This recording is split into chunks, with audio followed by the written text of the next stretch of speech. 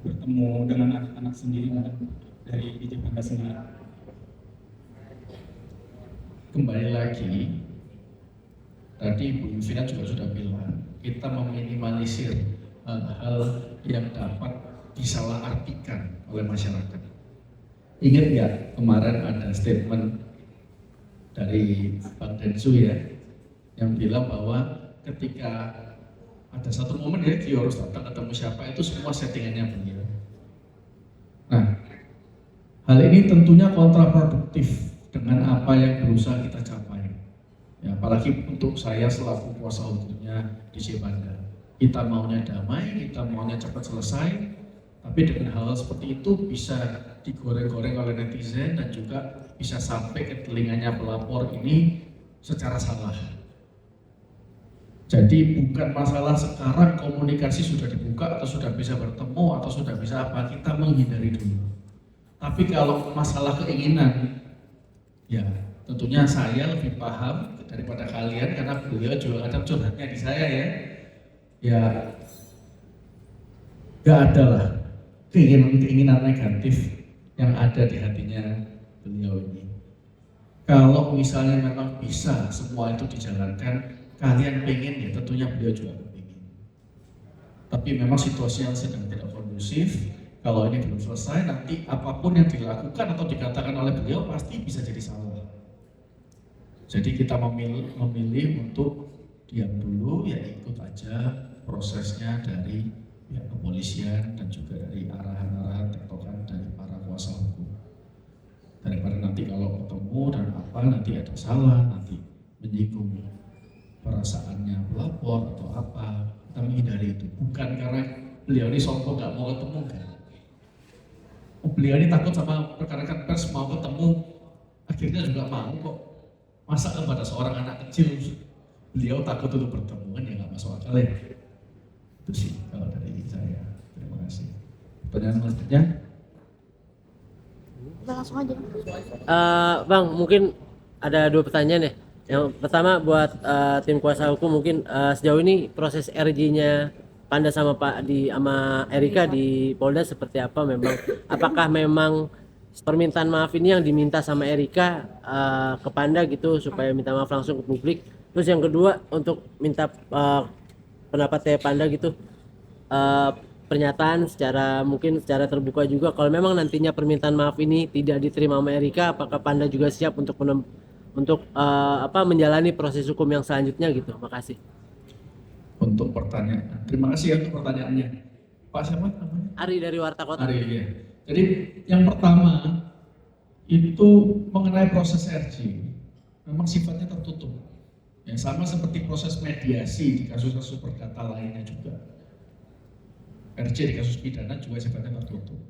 Jadi saya tidak bisa membuka secara detail mengenai apa saja yang diminta. Tapi ada hal-hal yang diketahui oleh umum yang sudah wajarnya diketahui yang tidak perlu saya sembunyikan. Dan itu tentu saja permintaan maaf itu termasuk salah satu dari itu.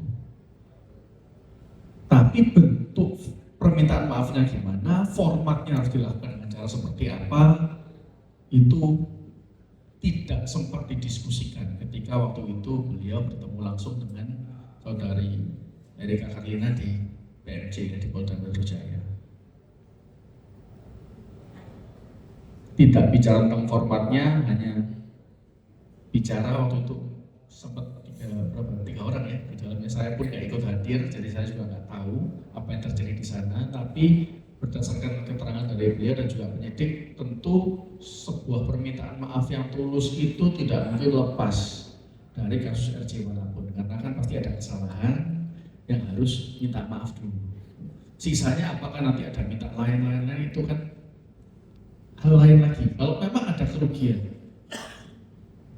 dan memang harus dimintakan, itu lain lagi. Tapi dalam kasus ini saya tidak pernah menerima permintaan atau mendengar ya permintaan di luar dari permohonan maaf yang setulus-tulusnya.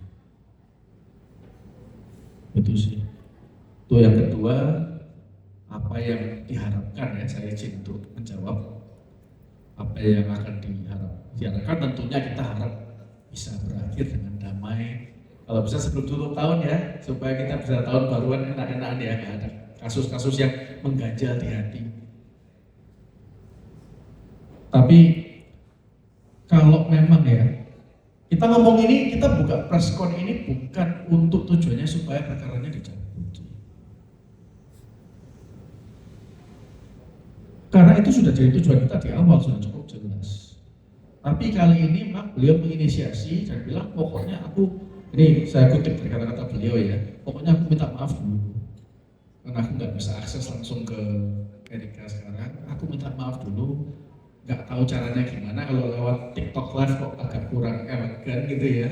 Ya kita pakai cara ini untuk menyampaikan apa yang ada di perasaannya beliau. Karena waktu itu setelah pertemuan bareng, yang kedua kan saudara Erika Karlina nggak hadir. Padahal itu sudah disiapkan, jadi materinya sudah disiapkan, beliaunya nggak hadir, yang hadir kuasa hukumnya ya udah. Inilah cara kita untuk menyampaikan pesan-pesan yang harusnya disampaikan dari bulan lalu. Kalau sampai memang akhirnya harus tetap diproses sesuai ketentuan hukum yang berlaku, atau nantinya berhasil melakukan upaya restoratif justice juga sesuai dengan ketentuan hukum yang berlaku, itu sepenuhnya kami serahkan kepada pihak pelapor.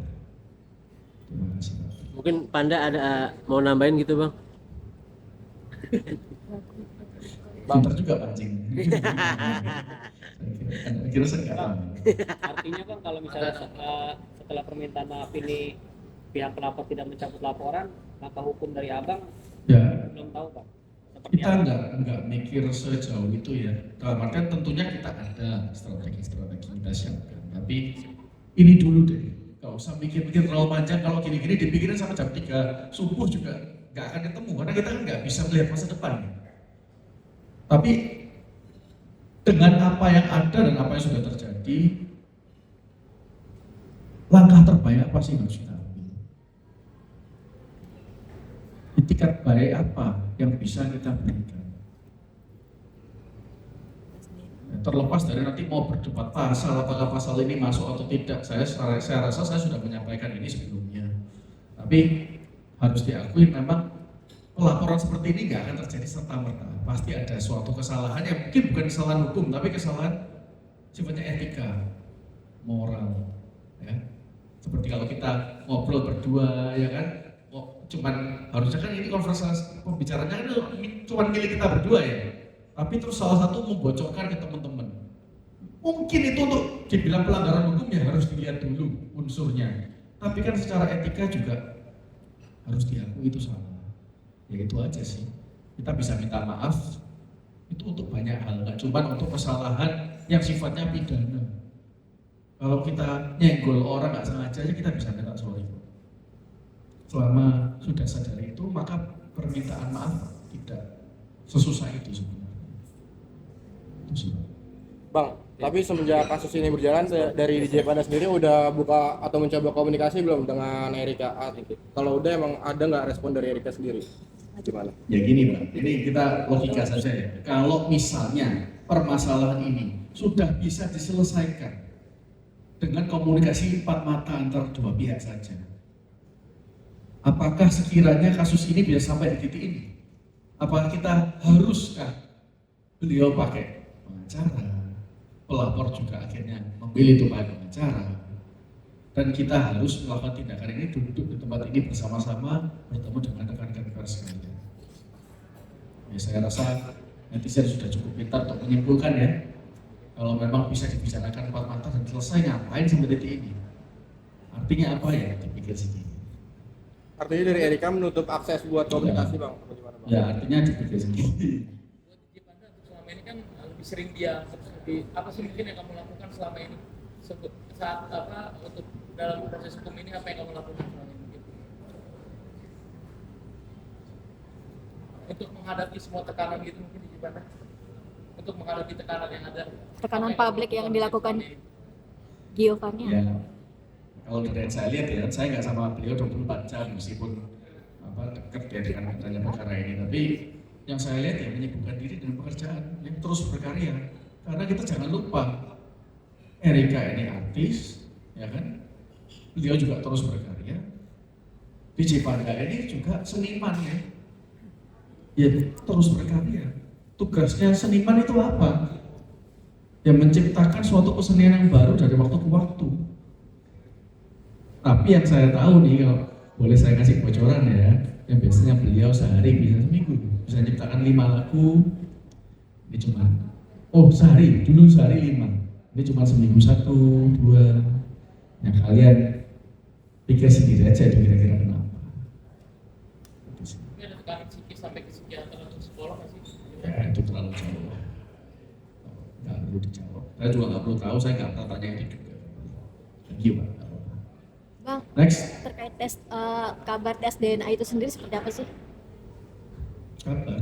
Tes DNA mungkin ada obrolan nggak sih dengan Gini, kalau kita ngomongin tes DNA ya, saya mau tanya, kan bayinya masih anak-anak nih, masih kecil, nggak mungkin bisa ngambil keputusan sendiri, oh saya mau tes DNA, nggak mungkin ya, karena nggak mungkin anak di bawah umur secara hukum itu diwalikan ke siapa? Ya paling dekat, paling jelas ya ibu kandungnya.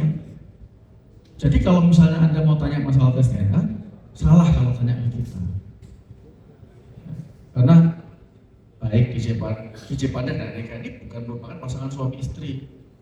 Jadi ya tentunya hak-hak perdata dari sang anak itu langsung melekat ke ibunya. Jadi untuk hal seperti itu mungkin sebaiknya ditanyakan ke ibunya langsung. Bang, mungkin nanti kalau di luar konteks ada sangkut pautnya agak suka misalkan putusnya DJ Baby sama Erika Carlina sama DJ Panda sendiri. Terlalu jauh lah. Ini kan kasus sudah berjalan dengan atau tanpa itu. Ya kalian juga sudah lihat sendiri kan. Ya tetap apapun urusan personal kehidupannya baik saudari Erika maupun saudara Panda juga kasus ini terus bergulir kok. Ya, sesuai dengan prosedur hukum yang berlaku. Menurut saya sih tidak ada hubungannya. Tapi kalau sejauh ini sebesar apa keinginan DJ Panda buat ketemu sama anaknya Erika? Ya sebesar apa? Ada ukurannya? 10 cm? 1 meter? Keinginannya sejauh apa mungkin? Ya sejauh ini kita mau selesaikan ini dulu. Yang lain biar nanti mengikuti. Ya kan kalau kita berantem kan ya berantemnya selesaiin dulu baru nanti mau bahas apa itu kan urusan lain. Mau nanya ke DJ Panda, sorry agak di luar konteks tentang Oh kalau sudah ada di luar konteks mending nggak usah ya. Ya skip aja itu di luar konteks. buat DJ Panda kan ini kan nggak hanya Erika ya, artinya dirimu terbentur kasus dengan Erika di Polda Metro. Mungkin juga ada wanita-wanita yang mengaku terkait itu, yaitu gimana mungkin ini sudah kan nggak sesuai agenda ya. Ya di skip ya. Itu skip dulu ya. tapi benar Ya. Lebar kemana-mana. Nanti malah jadinya nggak keluar nanti tambah panjang kasusnya. ya DJ Panda, tapi benar apa sudah punya wanita baru bernama Dinda, mungkin Nah, bisa itu. jadi pengobat move on buat yang itu gitu. Gimana? Ini tongkrongan Jadi mau tanya nih, ini yang mau dibahas perkara kasus atau kehidupan pribadi saya? Dua-duanya. Kalau bisa sih dapat dua-duanya, Pan. Ya. Pan, mungkin ya, saya tahu pasti kalian semua penasaran, saya juga penasaran. Tapi saya harap kita semua bisa profesional di sini. Ya, jadi obrolan yang harusnya ditanyakan ketika kita nongkrong, tolong jangan ditanyakan di sebuah press conference yang sifatnya formil dan juga judulnya jelas ya, undangannya juga jelas kira-kira itu aja sih. Pan mungkin mau nanya dampak masalah sama Erika kan pekerjaan juga kena dampak juga tuh. Cukup banyak nggak sih kalau kita boleh tahu itu sampai berapa panggungan yang kena dampak dan akhirnya kalau nggak salah sempat viral juga ada Panda sekali manggung pas manggung lagi langsung bawa nyokap gitu ke atas panggung gitu, dan itu mungkin kalau kita boleh tahu tandanya apa sih Pan kalau boleh tahu Pan? Tanda apa ya? Ya skip dulu ya, mungkin beliau butuh waktu untuk berpikir karena pertanyaannya maksudnya apa gitu ya. Memang seperti tadi kita bilang ya, tekanan-tekanan pasti ada dan juga dampingan dari orang terdekat itu pasti perlu ya ketika dalam kasus-kasus seperti ini. Ya menurut saya sih wajar-wajar aja, nggak perlu. Apakah butuh alasan khusus bagi seorang ibu untuk menemani anaknya. Saya rasa sih nggak perlu ya. Ada tidak adanya kasus, kalau ada orang tua mau ikut melihat anaknya berkarya, saya rasa itu merupakan hal yang sangat mulia dan sangat wajar. Satu pertanyaan terakhir sebelum kita tutup, Mas Kon. Ayo yang tanya yang bagus itu loh. Yuk, bisa yuk, bisa. Satu terakhir, yuk diskusi dulu. Oke Mas, mungkin dari Pandai sendiri menyampaikan Mas. Pesan terakhir ya dari Pandanya supaya bisa dinilai oleh publik ya. Ya. Kan sudah saya sampaikan katanya. Beliau ini nggak nyaman teman-teman untuk lama-lama. Jadi saya juga mulainya on time. Saya juga janji beliau durasinya berapa ya itu sudah. Ya. Buat Mas Panda, kira-kira masih ada harapan untuk kembali sama Mbak Erika nggak sih? Wah kurang bagus itu pertanyaannya nanti. Itu sama jawaban yang tadi ya. Kita selesaikan dulu masalah kehidupan personal mau diteruskan sama siapa masing-masing itu hak perdatanya masing-masing. Daripada kita ngomong-ngomong di media A nanti jadinya B, besoknya malah jadi jelek. Itu kan preferensi personal masing-masing, haknya masing-masing untuk memilih jalan hidup. Mungkin ada ini pesan untuk rekan-rekan saja deh dari, yuk nggak ada. Semua sejauh